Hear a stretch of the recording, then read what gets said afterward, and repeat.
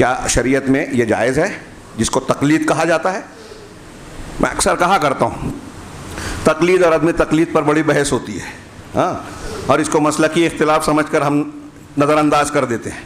جو لوگ تقلید کے قائل ہیں وہ غور کریں، تقلید ان لوگوں کو جو کرتے ہیں ان کی کتابوں میں بھی لکھا ہے کہ جہالت کا نام ہے، جہالت کا نام ہے۔ تقلید کس کو کہتے ہیں؟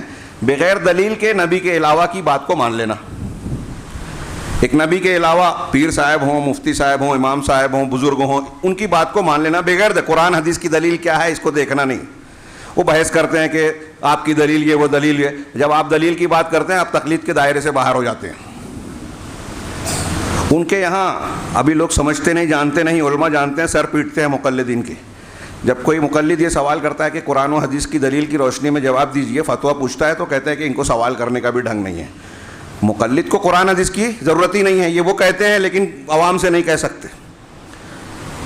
تو تقلید جہالت کا نام ہے۔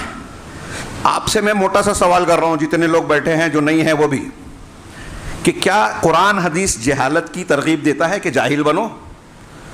جہالت کی حوصلہ افزائی کرتا ہے یا علم کی حوصلہ افزائی کرتا ہے؟ علم حاصل کرو، واضح ہے دلائل سے، عقل بھی، شعور بھی، فطرت بھی کہتی ہے، اور قرآن و حدیث کے دلیل ہے۔ ہمارا پہلا قرآن کا خطاب جو نازل ہوا نبی پاک صلی اللہ علیہ وسلم پر، وہ اقرا ہے، پڑھو۔ طلب العلم فریضۃ علی کل مسلم، ہمارے بچے تقریر میں کہتے ہیں، لیکن ہمارے بڑے کہتے ہیں کہ نہیں، علم حاصل نہیں کرنا ہے، تقلید واجب ہے، جہالت واجب ہے۔ ہاں، مولانا ابوالکلام آزاد ایک سیاسی تقریر میں بولتے ہیں، مجھے بڑا پیارا لگا وہ جملہ، کہ میں دین کی طرح دنیا کے معاملات میں بھی تقلید کا قائل نہیں ہوں۔ اور آج مسلمان دنیا میں تو چل رہا ہے آزادی کے ساتھ، یہود و نصارہ کے تو باپ دادا کا طریقہ چھوڑ کے یہود و نصارہ کا طریقہ ہے۔ وہاں یہ نہیں کہتا کہ میرے ابا اماں تو یہ کھلاتے پلاتے ہیں، یہ پہناتے ہیں۔ وہاں کہتا ہے کہ ابا کا دور دوسرا تھا، میرے دور کا فیشن الگ ہے۔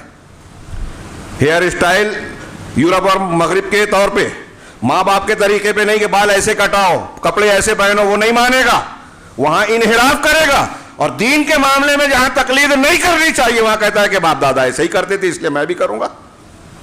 قبر پرستی، تعزیہ پرستی، شخصیت پرستی، تقلید اور نہ جانے کیا کیا گمراہیاں ہیں۔ ابھی ہمارے دروس جو چل رہے ہیں اس میں میں نے بیان کیا، بار بار کیا اور کروں گا ابھی، کہ ہم نے جن کو پیشوا بنایا ہے بہت سارے مسلمان، غور کریں، ان کی دین کی بنیادوں کی تشریح ہی غلط ہے۔ لا الہ الا اللہ محمد رسول اللہ، اس کے ذریعے سے اسلام میں بندہ داخل ہوتا ہے۔ اس کلمہ، یہ کلمہ لا الہ الا اللہ جنت کی کنجی، جنت میں جانے کی بنیاد، جہنم سے بچانے کی بنیاد۔ شفاعت نہیں ملے گی اگر لا الہ الا اللہ صحیح نہیں ہے تو قیامت کے دن۔ ساری فضیلتیں دنیا اور آخرت کی، عذاب سے بچاؤ کی بنیاد لا الہ الا اللہ۔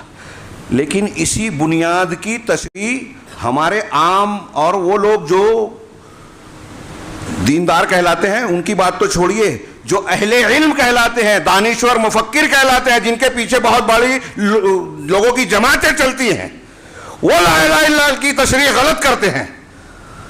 صوفیہ نے لا الہ الا اللہ کی جو تشریح کی وہ کلمہ توحید سے کلمہ شرک بنا دیا۔ منبر رسول سے اللہ کے گھر میں کہہ رہا ہوں، اللہ کے ڈر کے ساتھ کہہ رہا ہوں، یہ ذمہ داری سمجھ کے کہہ رہا ہوں، یہ بتانا ضروری ہے۔ لوگ ناراض ہوں گے یہ جانتا ہوں، لیکن یہ گوارا نہیں ہے کہ اللہ ناراض ہو، کیونکہ اللہ نے ہم کو اس کا مکلف بنایا ہے۔ اگر اس ناراضگی کا خیال کرتے تو انبیاء کرام تو کلمہ توحید کی دعوت کبھی نہیں دیتے۔